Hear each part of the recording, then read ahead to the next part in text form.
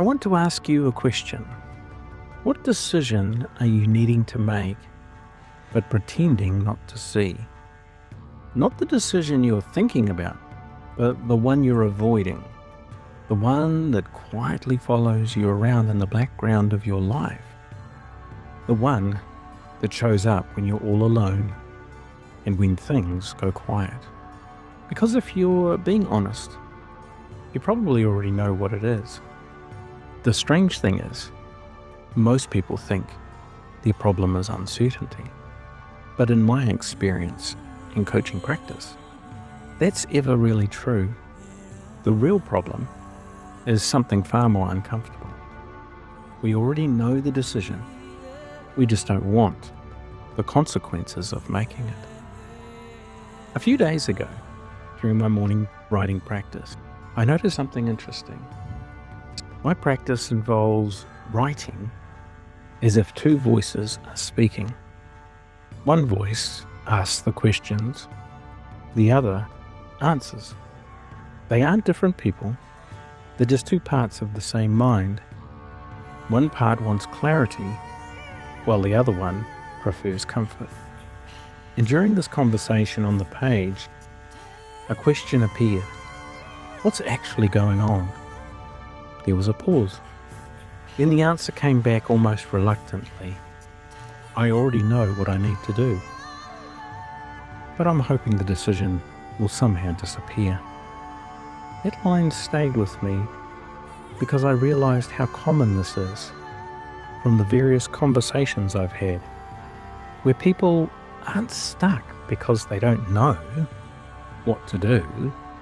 They're stuck because knowing forces a choice. And even no decision is a choice. If you look at the old Norse wisdom, texts like the Havama, much of the advice revolves around awareness and courage.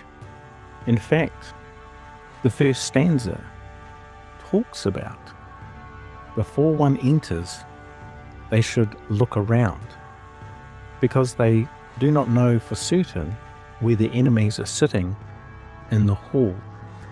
In other words, be conscious of where you stand. But here's the modern problem. Many people see the doorway clearly and then simply refuse to walk through it.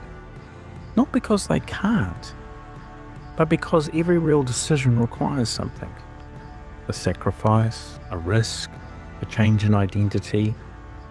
And sometimes it means leaving the job, ending the relationship, starting the business, speaking the truth,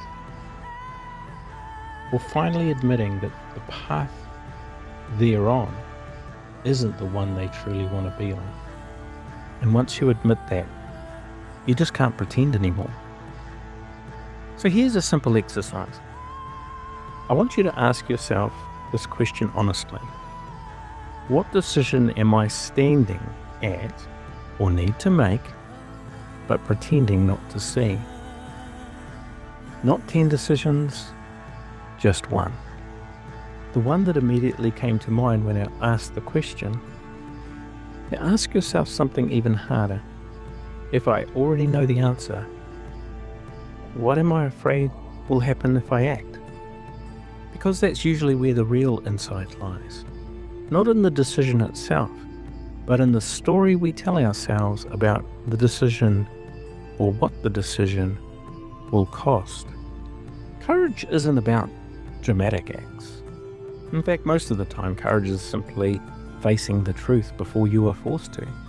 Because here's the irony. The decision you're avoiding today will eventually make itself. Time will make it, circumstances will make it, other people may make it for you.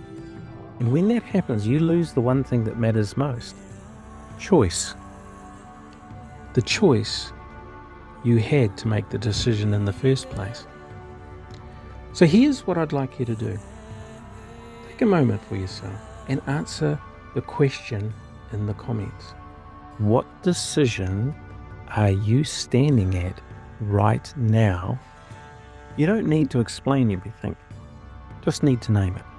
Because sometimes the first act of courage is simply saying the truth out loud. And if you would like to go deeper into this idea or others, I write about them in my Substack newsletter, which I'll leave the link below for you to click on. Have a great day. I look forward to hearing your responses in the comment section below.